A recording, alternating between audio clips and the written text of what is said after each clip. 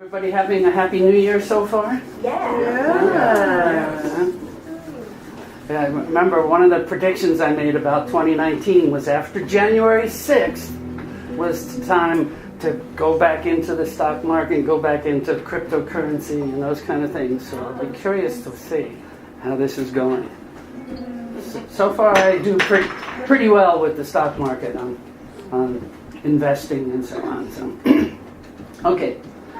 Tonight, another 2 days, so Monday. So what I've decided to do this year is I want to do a series of free lectures, and I'm calling it the First Fridays Are Free lecture series. And I've arranged with the chai shop to do that. Anything you guys put in the donation boxes, please put it in there, and we're going to give it to the chai shop so they can continue to do these kind of events.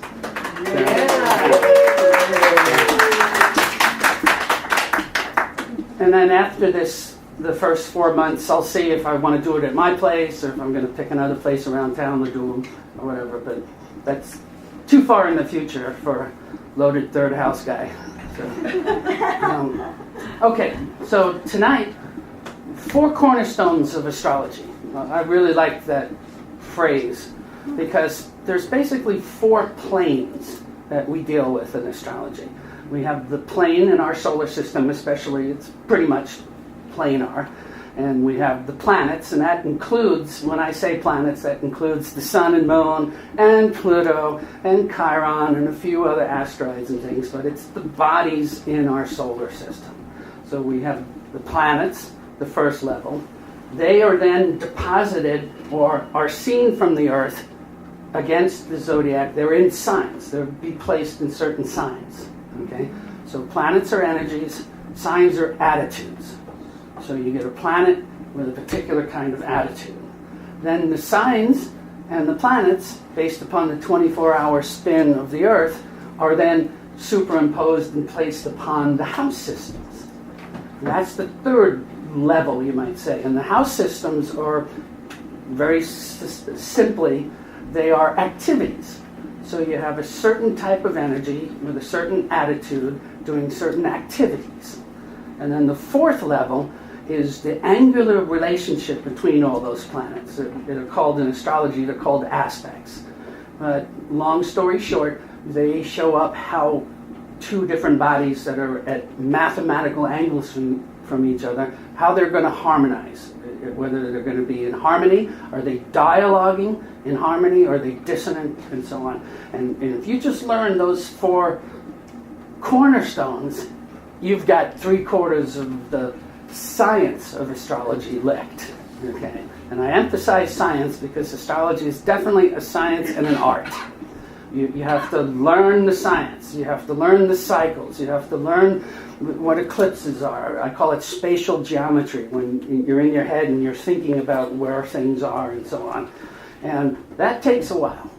And then after you have the science down comes the art part, when you're trying to juggle 2,000 different minutiae in a chart and to bring it together in a coherent psychological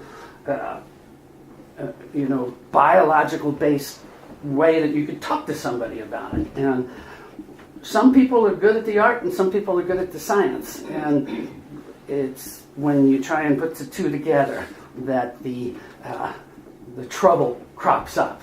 I always say in astrology, a little bit of information is just a bad thing.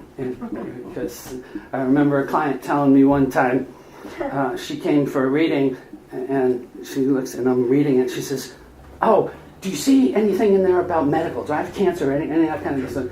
Why? She said, and she pantomimed this, and she said, "I had an astrologer pick up my chart, look at it, go like this, look up and go, 'Do you have cancer?'" And even just the idea of approaching it that way and saying something like that. Oh, that would be the third leg. One has to learn how to counsel. One has to learn how to read feedback, even if it's over the phone or psychically, over the ethers or whatever. You have to pick up where that person is. In astrology, there aren't 12 signs. There are 6 axes. And everything is complementary to each other. If you have 28 planets in Scorpio, you're going to need to understand Taurus, the opposite sign, to balance that out. I'm always telling people in my classes that the chart, you want to be able to put it on your fingertip, and you don't want it to bend any particular way. You need to balance it so it's doing this. And that's that centered, that's that wholeness, you get rid of the extremes, so on and so forth. So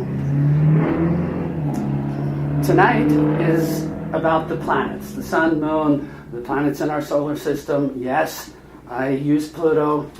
I have a lot of planets in Scorpio. Pluto's my go-to place. So there's no way I'm going to downgrade it. Although for years, when Tyson, or Neil deGrasse Tyson, downgraded it, I said he was right in downgrading it. He was wrong in what he called it.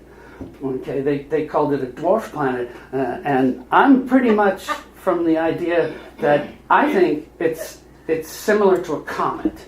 I think we didn't discover it until it was on the way in Cancer, and in the 80s it swung around the Earth and the Sun, and now it's in Capricorn, halfway around on its way back out.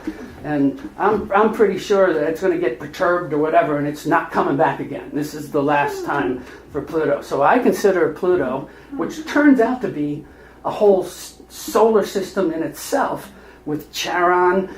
It's the only planet where there are two bodies revolving around each other, and the center of gravity is not even inside of Pluto. It's in between the two of them.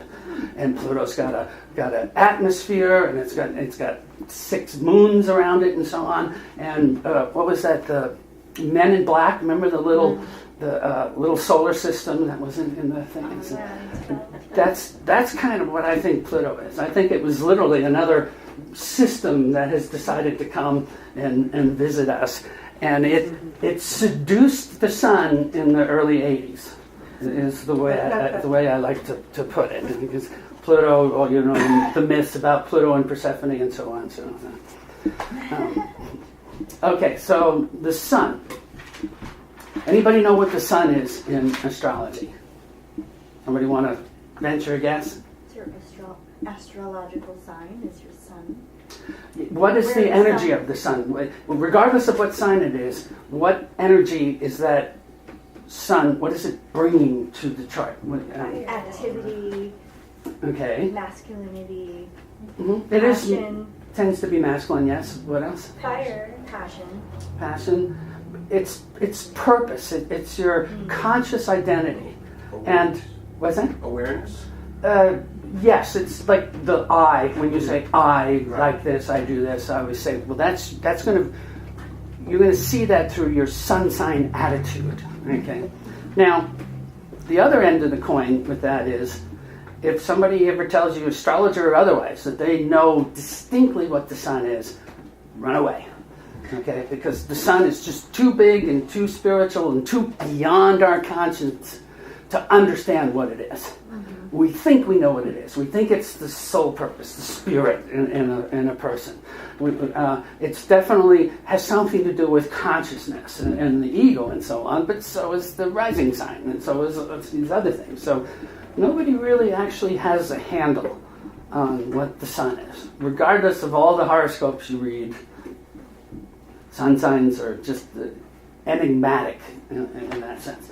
The signs themselves, the attitudes, are not. And that will be the next one I do on February 1st. I'll talk about the signs. But the sun, where you find the sun in the chart, whatever house, whatever sign, we have an emphasis. We have a light that's shined on there. The consciousness revolves around that. It relates to that. Sun sign Scorpio. I love the idea of digging down. I was psychology in college and all these things, and everything they say about Scorpio sun, yeah, okay, that's me, and I love picking up what people don't say, what they say in between the words, which is also characteristic of, digging beneath the surface and so on. But where you find the sun in the chart is going to be the best place to start in a reading if you're talking to somebody, because they're going to identify with that. Okay. So, and you can have the sun above the horizon at the time you were born. In other words, it was daylight, or you can have the sun below the horizon.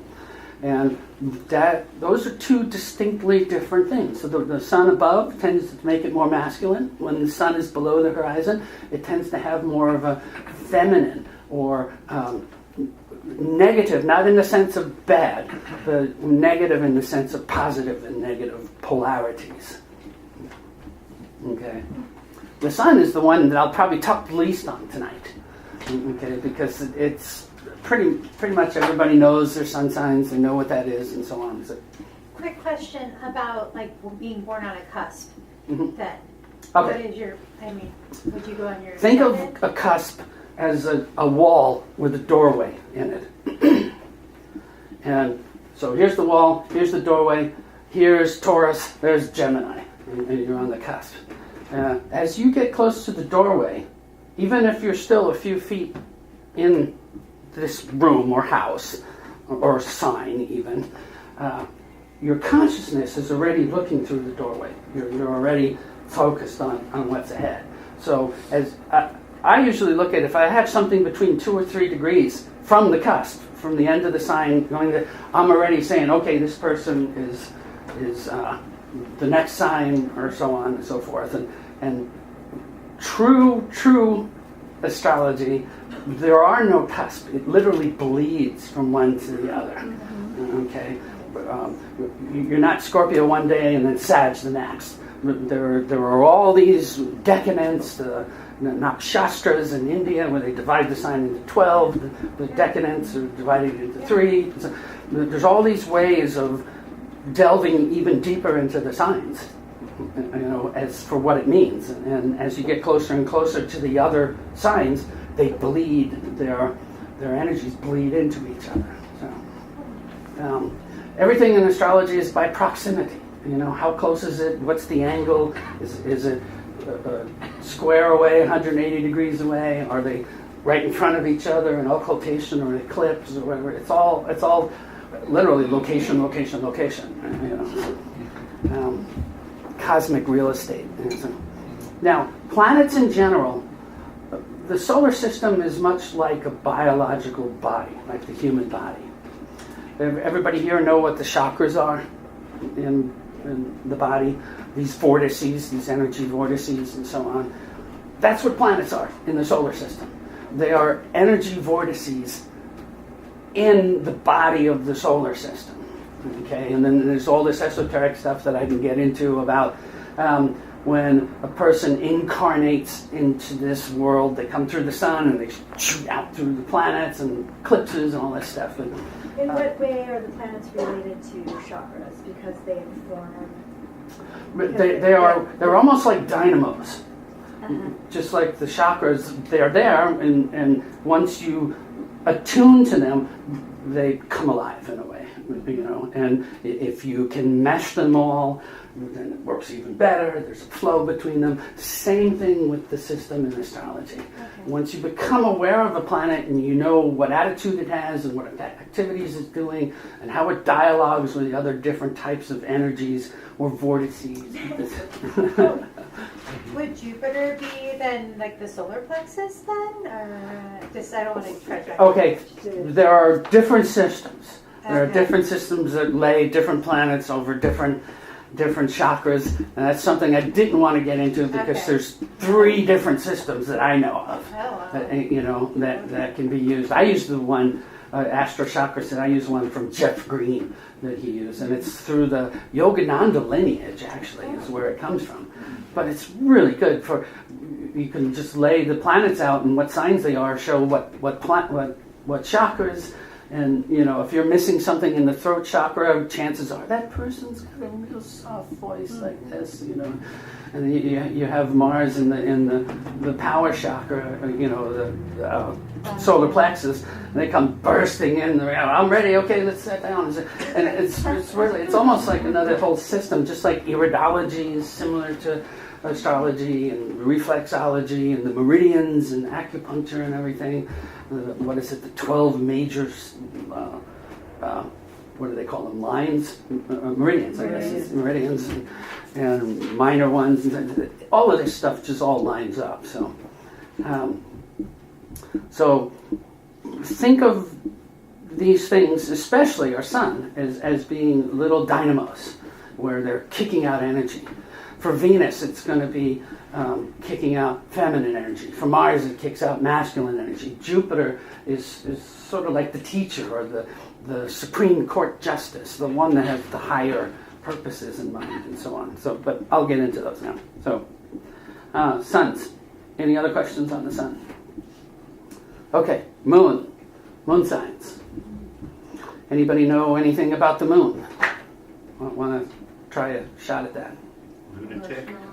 Lunatic, yeah. It can be. You know, you put Moon, Mars, and Uranus together in a chart, and you're going to get a lunatic. You know? But in general, just the plain moon in of itself, it's the reflected light of the sun. All right. Whereas the sun is the consciousness in this lifetime, esoterically, the moon sign shows. I've studied certain esoteric principles that they say that the moon sign, whatever that sign it's in, was your sun sign last lifetime.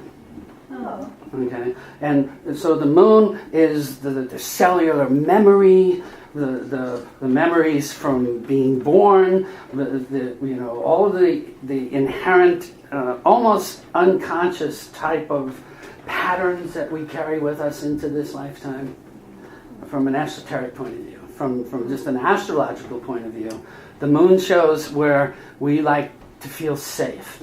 So when we overload consciously or overload in the world, we run to our moon signs, and then we start acting and using the attitude of the sign of the moon and the activities and so on. But the moon is where the child wants to feel held, the person wants to feel safe. That's oftentimes why it's considered has to do with your home. Mostly because it's where we nest. It's our cottage, our castle, keep. It's where we can let our hair down in a way and feel vulnerable and feel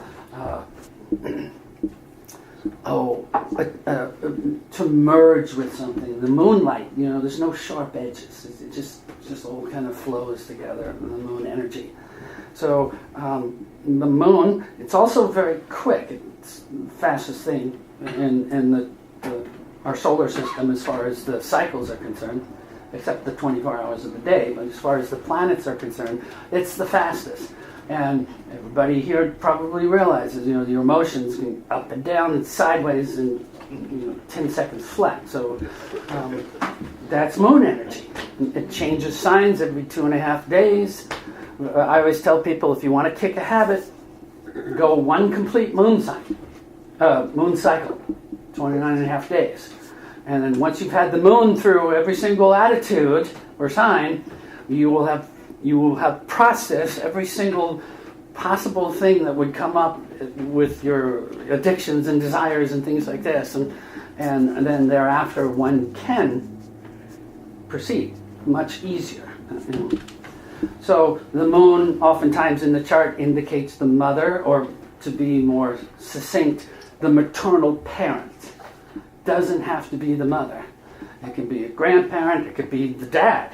It's just whoever is playing the nurturer and the comforter in chief, I guess. And that's the other thing about the moon. The moon in Cancer, the sign Cancer and everything, it's pregnant. It rules wells and cauldrons and breasts and the stomach and all these things where we hold the water or hold our emotions. So where you see the moon sign, you can tell that that's where a person is going to want to be nurtured and so on. So the moon energy shows the soft underbelly of a person, you might say. The needs, these kind of things. So there was something else I was just going to say about the moon. It'll come up probably when I'm talking about Saturn. So.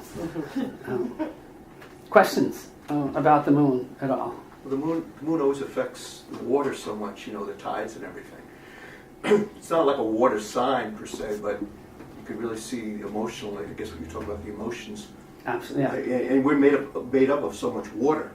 Right. So I always thought people that didn't think that it's not related. I mean, just look what the moon does to the oceans and to the tides all the time, and we're made up of water. Of course, we're affected by it, but it's not like the moon is a particular sign, or it's not. No, it is similar to the attitude of Cancer. Okay, and similar to the activities that take place in the fourth house. But one's an energy dynamo, or in the case of the moon, it's more sort of a reflective suitcase where you're carrying your genetic history and things like that. The things you learned as, when you first came out of the womb, did mom drop you? Or, these kind of things. You can actually see that stuff by the dialogues between the other planets to the moon, or where the moon is situated in the chart. So, now I remember what I wanted to say about the moon. Relationships. When I do relationship readings, the most important thing is the aspects to each other's moons. Because the moons are how we want to be nurtured. It's how we want to be supported and taken care of and so on. And if you have a woman who's got a fire sign moon and a man who's got the water moon, the woman's going to be saying to the guy as he's crying and trying to hold her and suffer with me here, she's going to be like, give me some space here. I just need to get out and run. And it's not until the two of them understand their moons, it's that the consciousness of understanding what your planets are, then they can compromise. Then they can make steam. What's that? Then they can make steam. Yes, yeah, right. There's 8 different elements. There's four major elements, but they're combinations of 2 each. So you get 8. You get mud, you get the desert, you get the swamp, you get there's all these different versions of the elements. But fire, earth, air, and water are the biggies. And this is going into signs a little bit, but people have 2 moons, one sign apart, right next to each other. The division of 12 is much like the 12 keyboards on a piano. So you can literally count how far apart the moons are. Okay, 4 signs, count 4 half steps, and hit those 2 notes, and you will hear whether they're going to get along or not.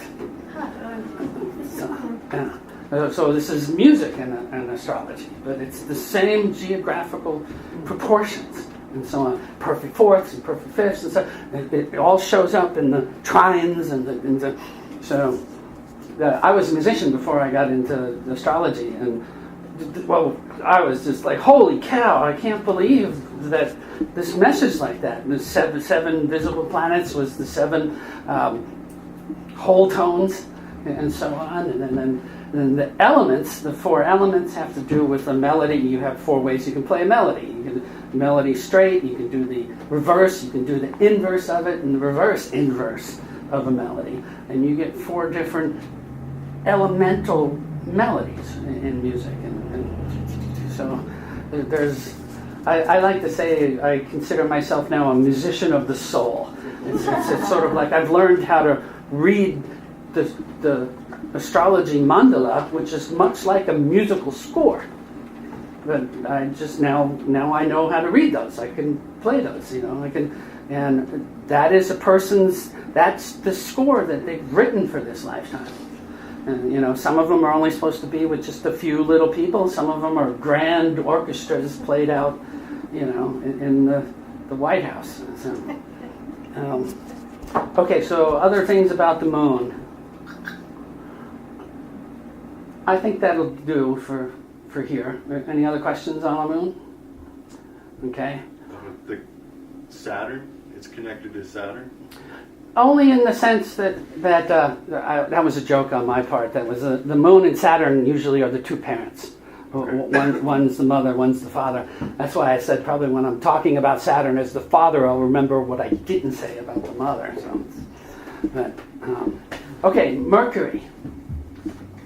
Mercury takes 88 days to go completely around the chart.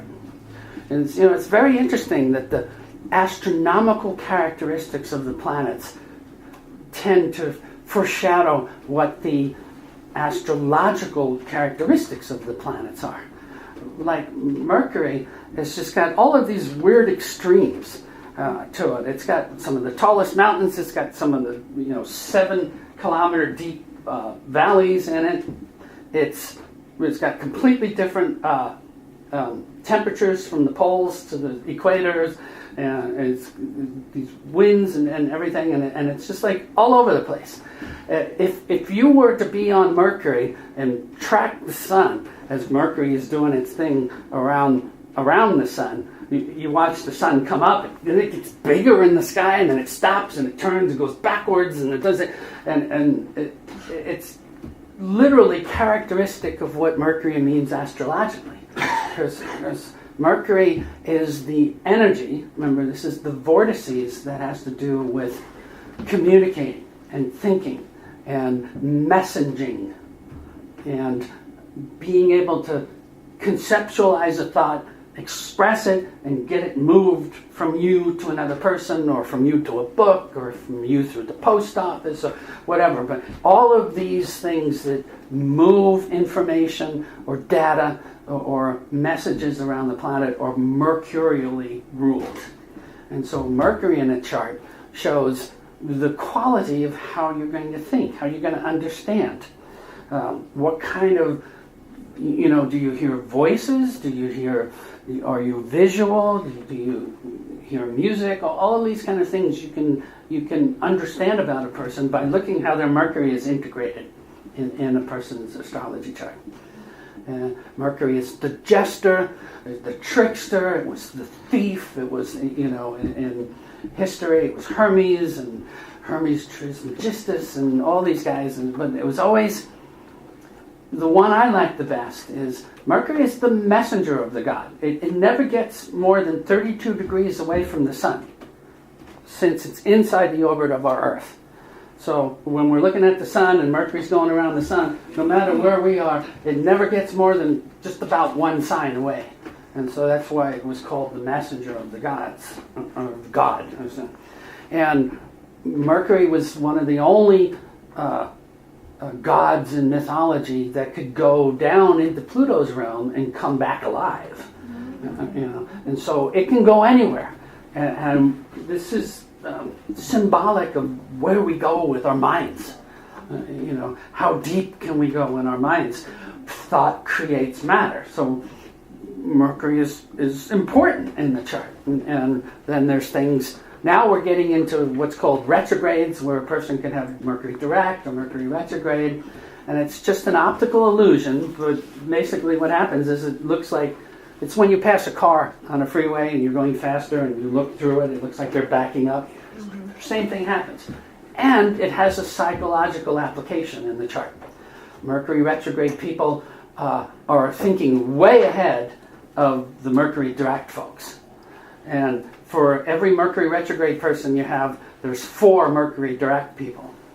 The problem with the Mercury retrograde people is they're thinking so far ahead and they don't think linearly. A plus B, D, minus C, F, G, they're all over the place. Okay? And so I always tell people Mercury retrograde, or when it's retrograde in the sky, stop, don't try and talk, sit down, write it out, write your drafts. If you have to go over it a few times, and then stand up there and say it. Then the other 4 out of 5 people will get what you need. Okay? If you're talking to another Mercury retrograde, they'll follow you fine. Okay? But there's only 1 for every 5 people out there. So, can you give examples of maybe our example of one specific sign in Mercury retrograde and how that would kind of look? Well, I might not have enough time to do all that. What I think would work is I'll give it in its ruling sign, Mercury and Gemini.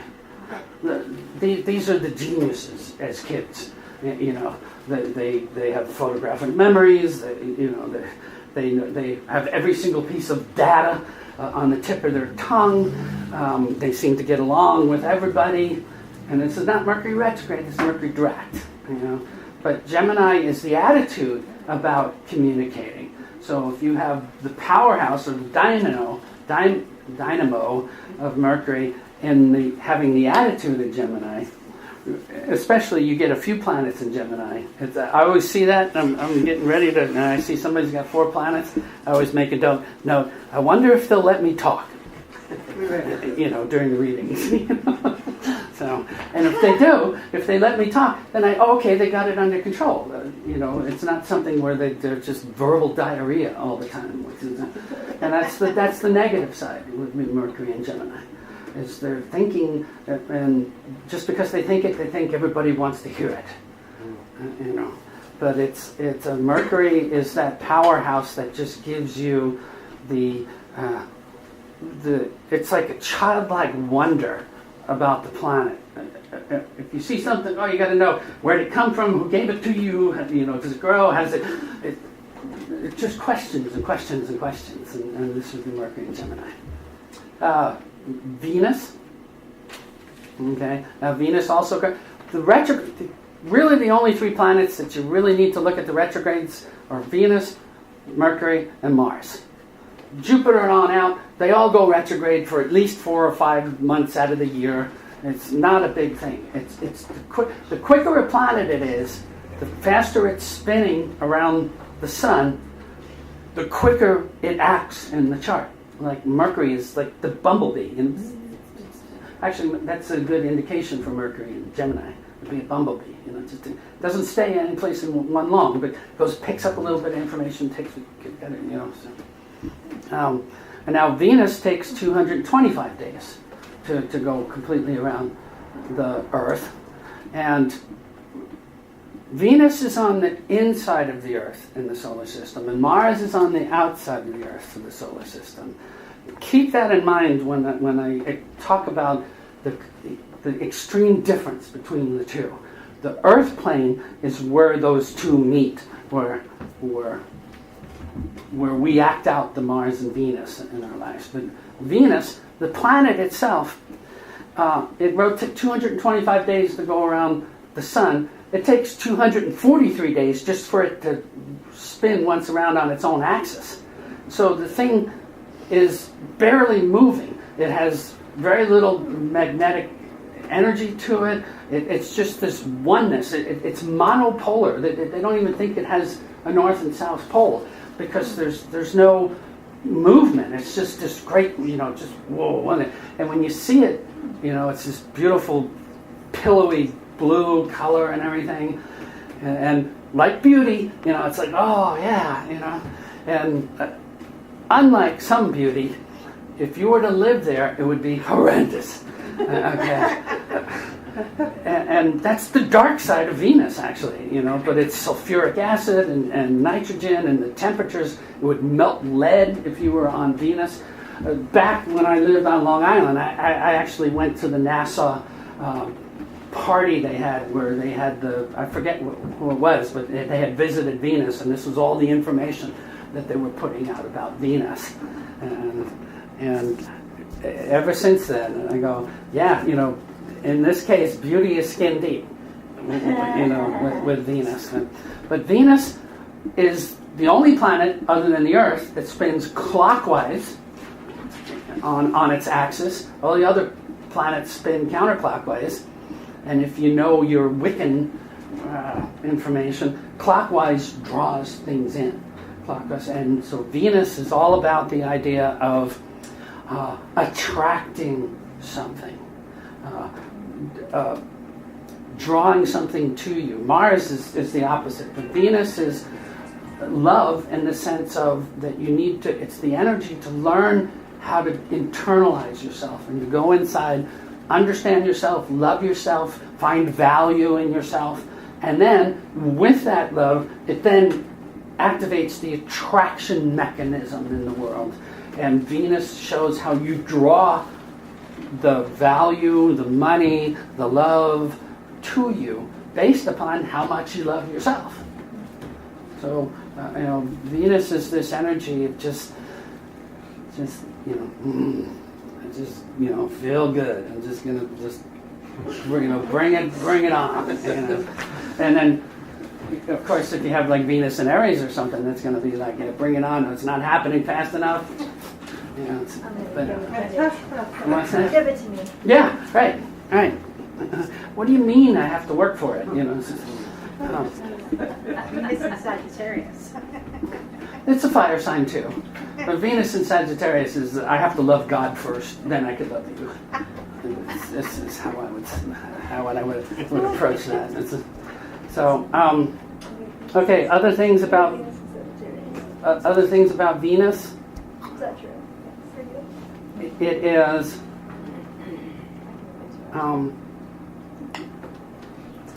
Neptune is the higher octave of Venus. Venus is like earthly love. Okay, romance, desire versus lust. Lust is more Martian. The desire to want to bring something into you, whereas lust is more sort of like you want to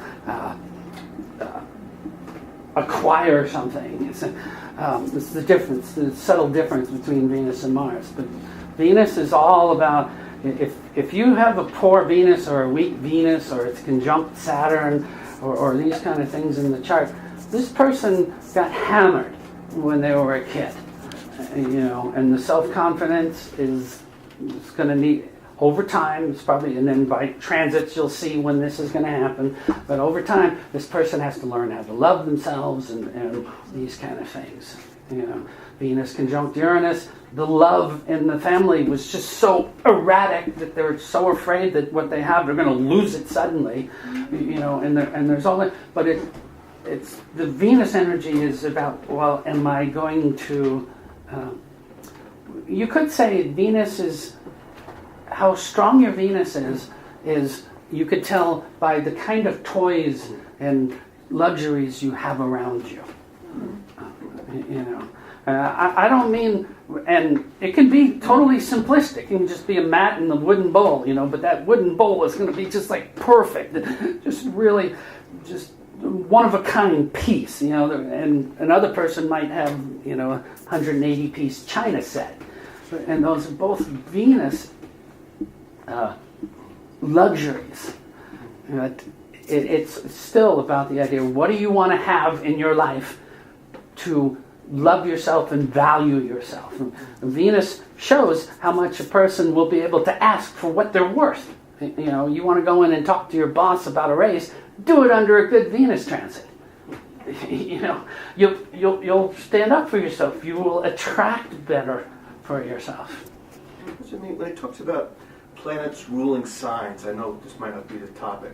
Like I'm a Taurus, and Venus rules Taurus. Really yes. Identify with Venus quite a bit. Venus is literally you might say, Venus and Taurus is more like the feminine version of Venus. Venus in Libra is more like the masculine version of. All the planets kind of rule two things, like Mars rules Aries and Scorpio. And the Aries Mars is the masculine Mars, and the Scorpio Mars is more like the feminine Mars. But again, everything in astrology is always axial. There are going to be two sides. And the whole thing you do as an astrologer is teach the person what that axis is so that they can choose where they want to be on it. Or you give them keys so that they can see if they're slipping over into the negative thing. You give them the cues to watch for so that they can then decide if they want to, continue. And oftentimes if a person has a poor Venus, they continue down the dark side, because of guilt or shame or these kind of things. And so job as an astrologer or just reading somebody's chart for a friend is to learn to not accuse them for having something, but put the things in front of them that will complement the negative or encourage the positive. And with Venus, it's about, do you love yourself? How much do you love yourself? What do you do to show that love in your life? Now we have the Earth, and then we have Mars. give you what the Eleusinian mysteries used to teach here real quick. The symbol for Venus is you have a cross with a circle above it. Okay, that's the symbol. The old symbol for Mars was that upside down, was the circle with the cross above it.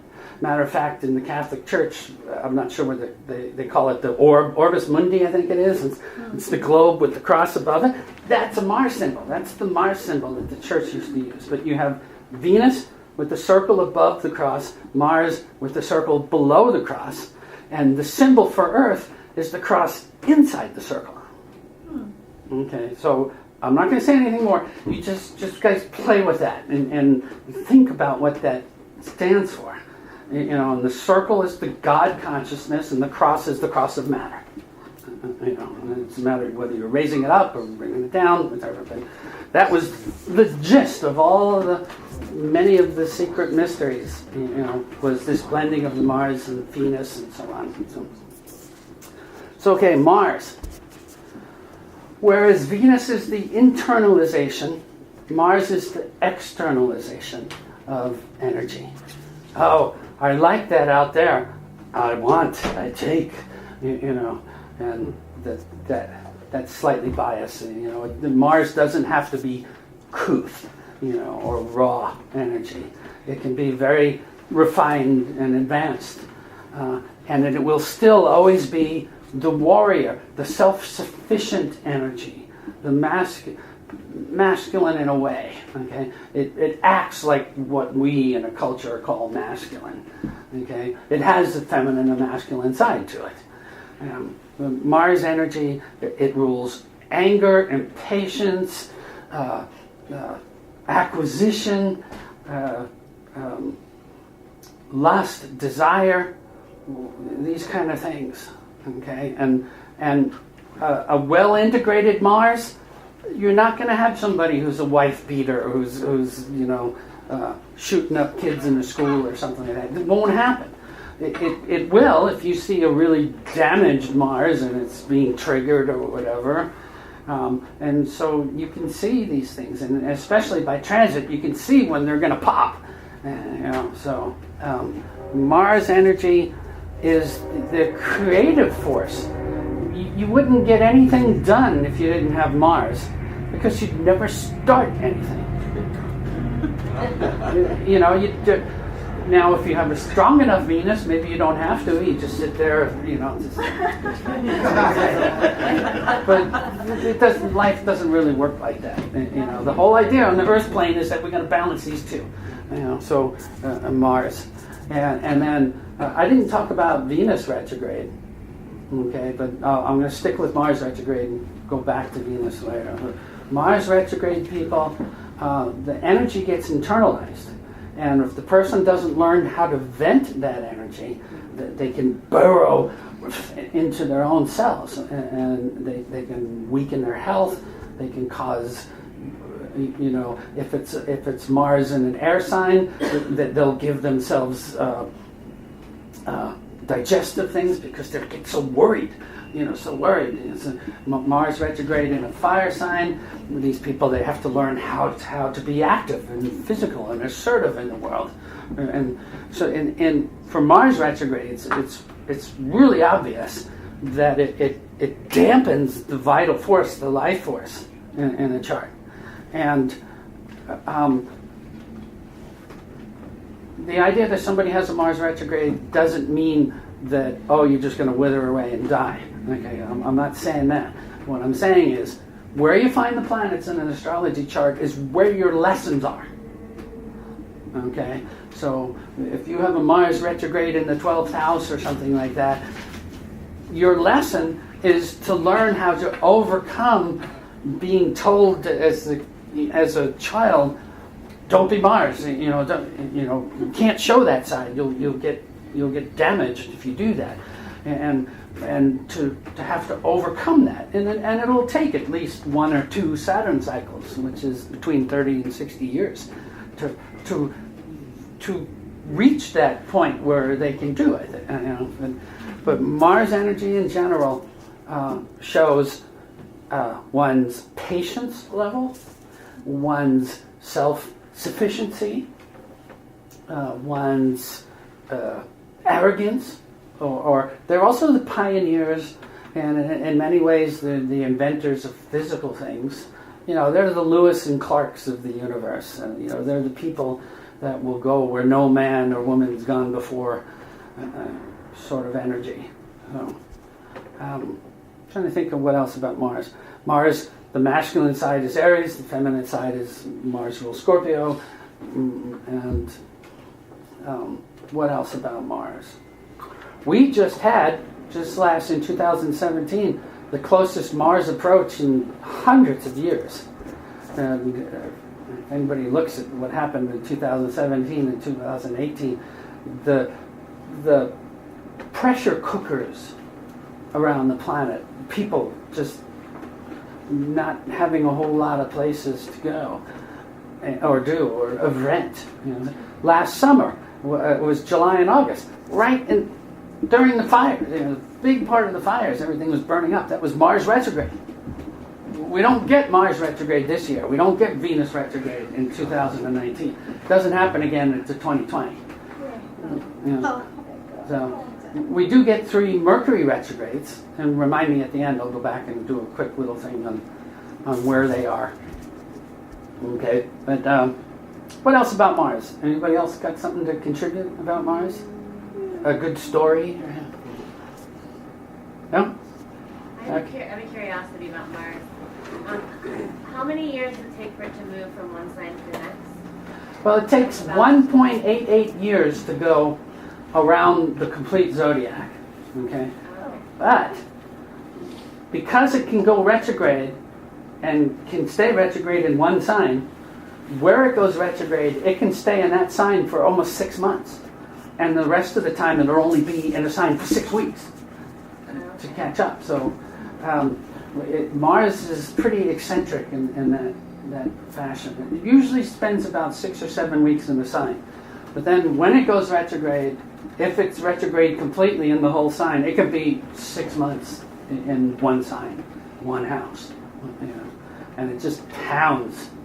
Retrogrades, it's like I call it the Goldilocks thing. The first pass is, oh great, to go at it, and then it goes retrograde and it passes over it the second time. You go, oh shoot, I did too much, or I didn't do that right. I have to reprioritize, fix this, and then it goes direct the third time, and the third time it hits, it's just right. It's so any of the retrogrades, there's always a 1, 2, 3 punch involved with retrogrades. Do you know where Mars is going to go retrograde in 2020? Which sign? Oh, I didn't bring my ephemeris, and I don't recall offhand where it's going to be. I do know that the retrograde that we had last summer, that's sort of like the bottom or the internal part of the cycle. The external, the fruition phase, the harvest of that comes in late August and early September of 2019. And so everything that was trying to get done that couldn't get off the ground or whatever will peak and flourish late summer this year in 2019. And actually it's almost the same thing for the Venus retrograde that we had in October and the first few weeks of November. The superior, it's called the superior conjunction. The inferior is the in-breath of the cycle during the retrograde. The superior is the exhale. And that for Venus comes in mid-August in 2019. So anything that you tried to get off the ground or things that got screwed up in your love life or all these kind of things that happened in 2017 and the summer and fall of 2018. 2018, this year. Gosh, it seems like it was so long ago. Any of that stuff that just didn't gel, look to watch it gel at the end of the summer coming up in this 2019 now. So. Okay, so how are we doing on time? I don't want to end up not getting to Neptune or something. 8:06. 8:06, okay. All right, so Jupiter. Now, whereas Mars you might consider the teenager or the young warrior going off to war, Jupiter is the adult coming back from war. that has learned about it in a ways. Jupiter has a certain externalizing energy to it, but it's definitely much wiser than Mars. Jupiter is the philosopher energy, the teacher, the why am I here dynamo. I want to know the big questions. It rules the Supreme Court. It rules man-made laws, actually, in general. The Centaur, the sign that's ruled by Jupiter, Sag, it's shooting at God, trying to get God's attention. Talk to me. Give me the big answers. Let me know the big, questions. Let me ask the big questions. So you see a prominent Jupiter in the chart, that person has to be a teacher in some fashion. Doesn't have to be in a college or whatever. It could just be he mentors people all the time, But there is this wisdom about the person. And where you find Jupiter in the chart is going to show in the sign is going to show the attitude you have toward that wisdom. The house is going to show the activities you do with that wisdom. Okay? But Jupiter is you might say the loving father, whereas Saturn, when I get into that, Saturn's sort of the taskmaster father. So they're both the adults. They're both the wise ones. But the Jupiter is much more, I guess, loving. I guess would be a good way to put it. But it teaches by reward, and it teaches by giving you something to be inspired about or to look up to. You have a strong Jupiter on the ascendant, showing in a person's body. These people can just walk into a room and light up the room, and everybody's all of a sudden, oh, okay, yeah, I remember what we're going to talk about, and you see Jupiter at the top of the chart for somebody, and these people, they have to be in public. They're going to be in politics or in religion or something where they can pound the pulpit and talk and inspire people. It makes me think I should look at Martin Luther King's chart and see where his Jupiter was. But it's that kind of energy. I'll come back. Saturn. Saturn in ancient astrology was called the devil. Okay. And it's interesting, it's actually the Jupiter symbol. Saturn is the Jupiter symbol turned upside down. But Saturn brings out your karma. Do unto others as you would have them do unto you. Natural law. These kind of things where you can't break it without either paying a penalty or having to do penance or something like this. But Saturn is the one that pays the piper. It's the energy about if you've wronged somebody, you're going to pay for it. If you haven't wronged somebody and you've been great, then you get your just reward. You get rewarded wonderfully. But the words I love for Saturn is just reward. It's the energy about what you put out, you get back. And it's the last planet that we can see with the naked eye. And so much of what the definition of Saturn stands for is just that, definition. Whereas Jupiter is about expansion and going beyond boundaries, Saturn is about giving things limits and giving things definition and a foundation and stability and so on. And in a way, you need every planet to have something done. But if you don't have a strong Saturn in your chart, you will not accomplish much of any major things in this lifetime.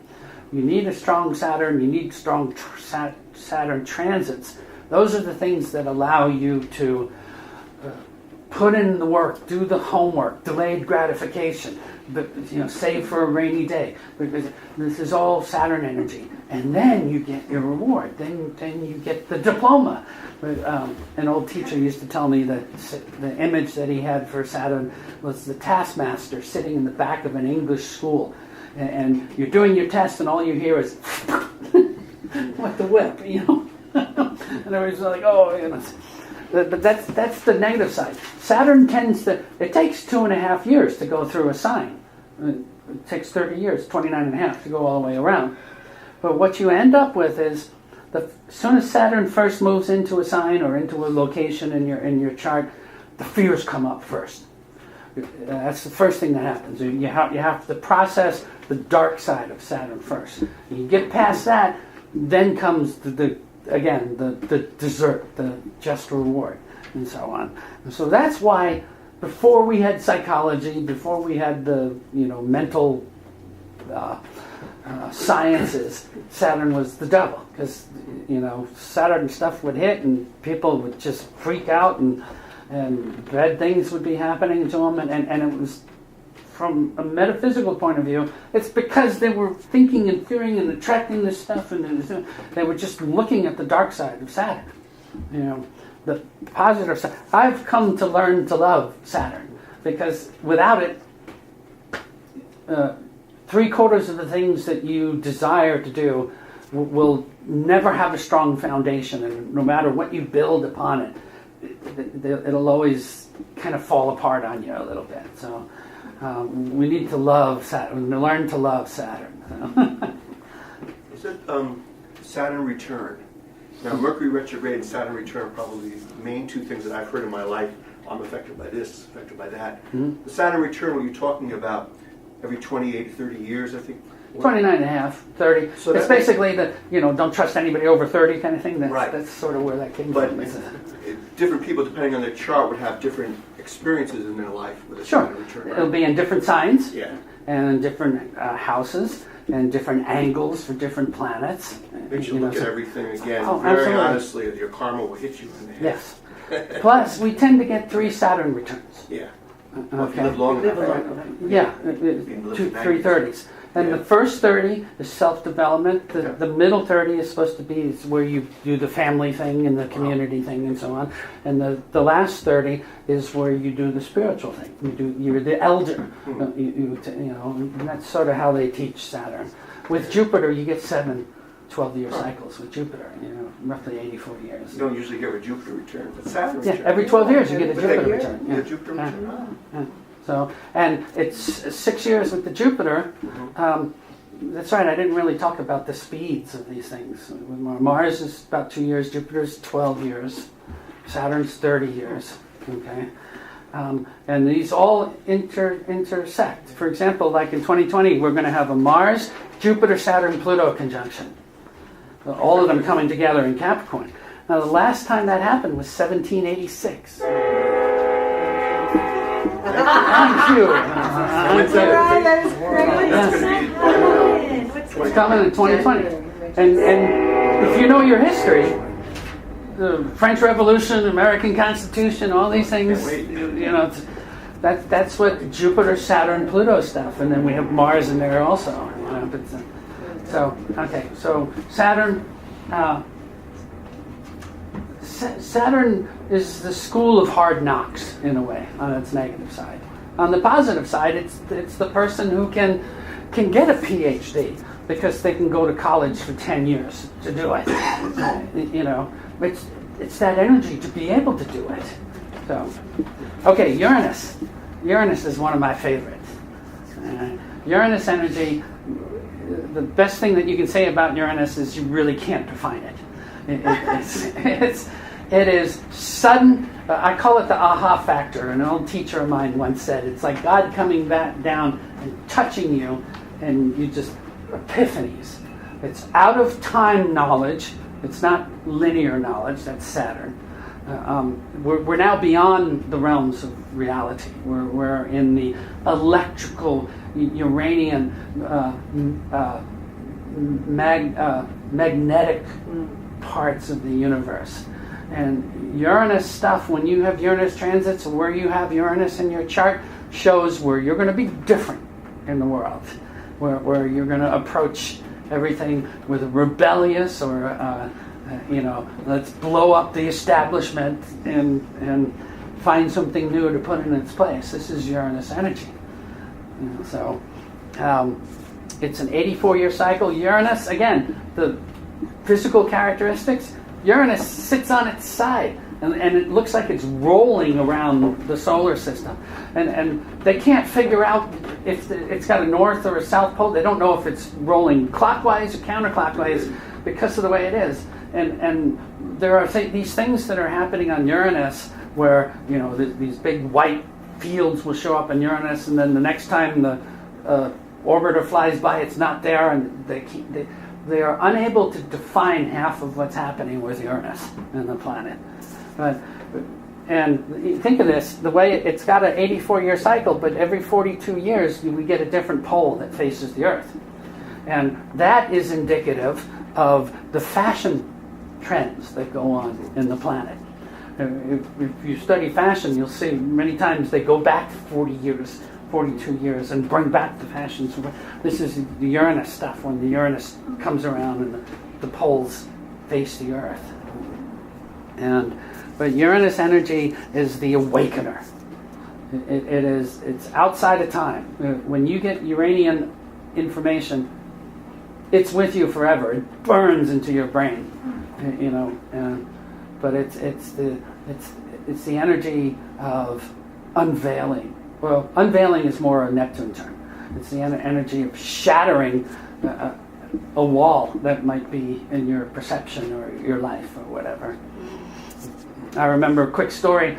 I was doing a job and I was complaining I wanted life to change, and you know, and I literally had a window fall out. I was working, doing the outside of this house and remodeling it, and the window came, hit me flat on the head, sliced my shoulder open, and all of a sudden, I didn't know what happened. All of a sudden, I just felt boom, and this twinkles from all the glass in the sunlight. There's just twinkles around me for a few seconds, and it was like bam, and you know, and okay, I stopped that job that day, and you know, I didn't go kiss a.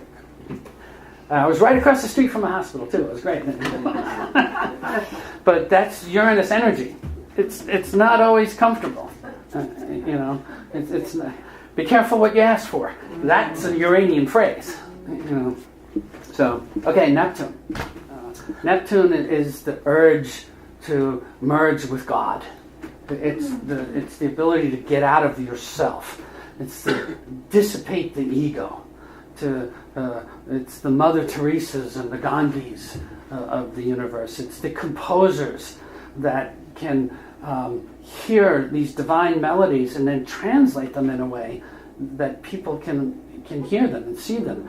You know, it rules mystical experiences, but not the sudden blasts of Uranus. It's more like meditation and yoga and these kind of things, spiritual disciplines and so on. Now, on its negative side, it rules pot and alcohol and you know, being addicted to movies and these kind of things, because it's the urge to get outside of yourself. And if you don't do it in a normal, natural method, you'll do it to you know, you numb the senses, so you're not thinking about things.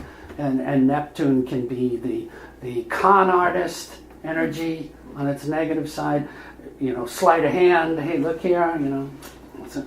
This kind of Neptune energy. But the higher side of Neptune is the higher octave of Venus. It's divine love. It's agape. It's, you know, being able to see God in everybody, the drop of water in the ocean. That's Neptune energy. It's a 168.5-year cycle.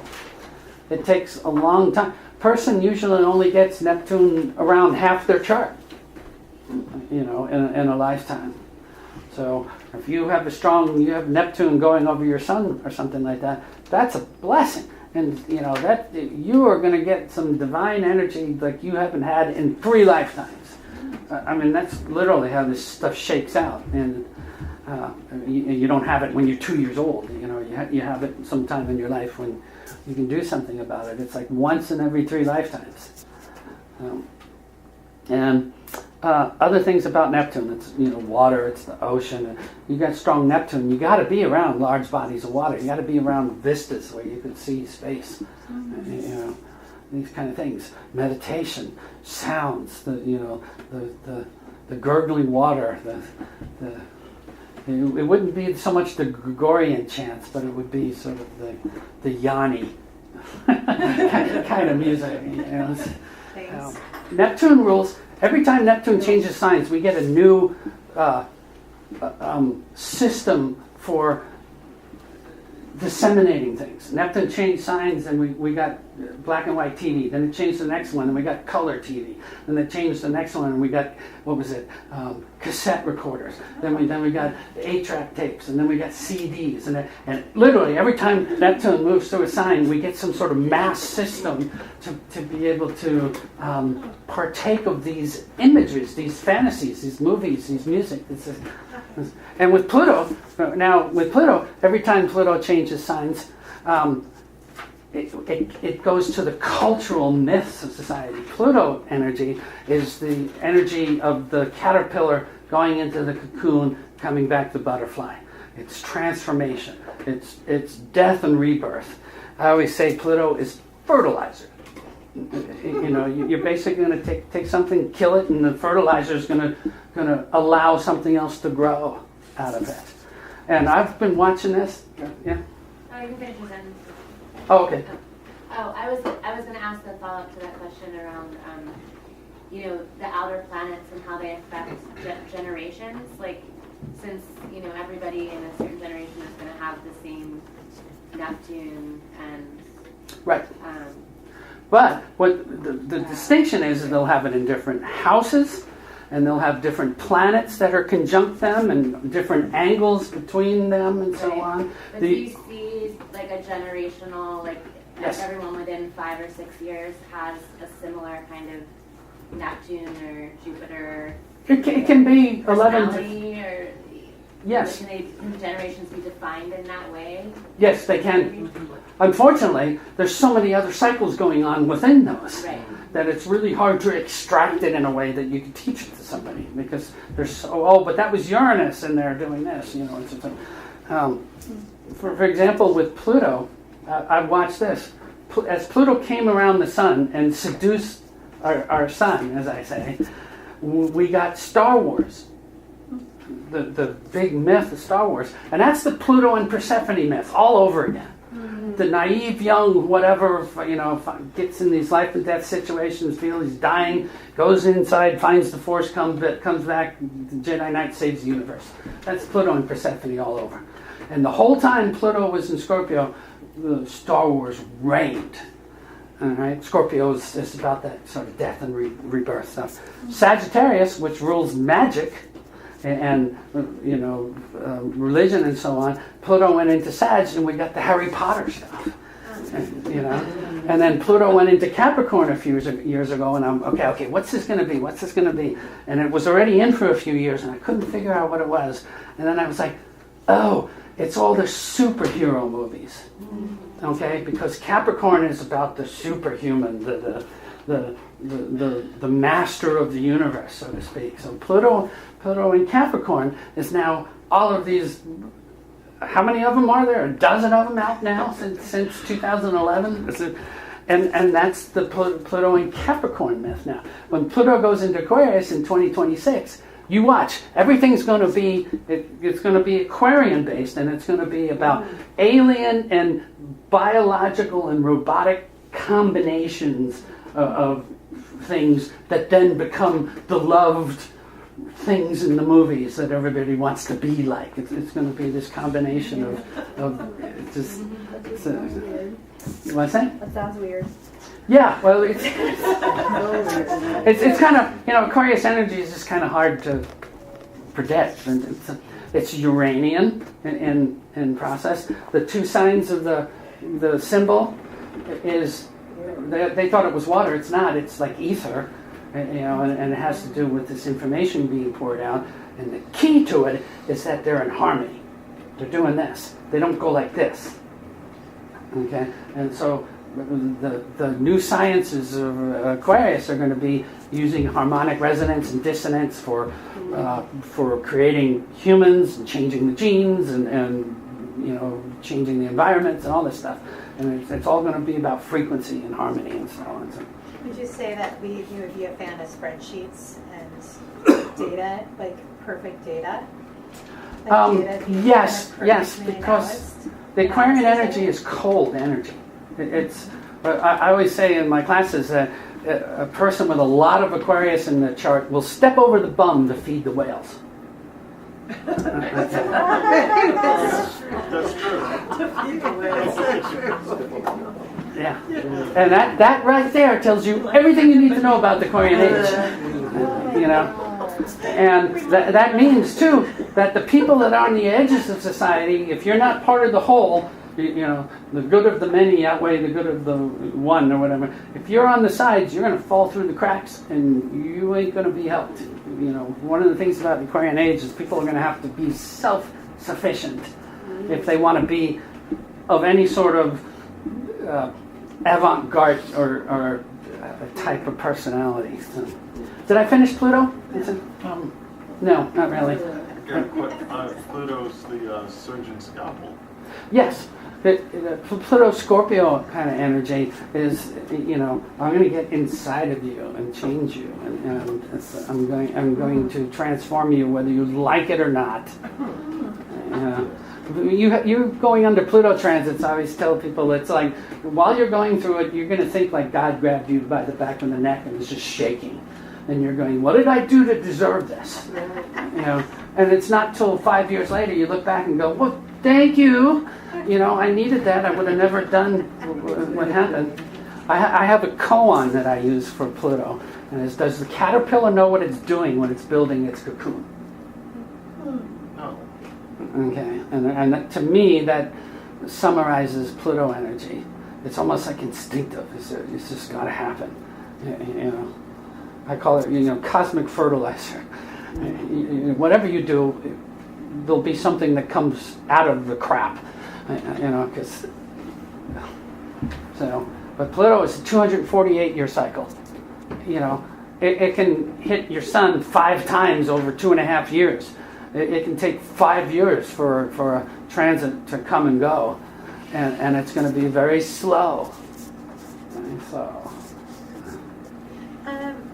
About that too, like every 5 years, also is there like a geographical place where you can actually be closer to your Pluto line based on where you're at? Oh, yeah. Right? Yeah, the planets, since the Earth is spinning, where you were born, the planets track across the Earth in all different ways. It's what's called astrocartography. Yeah.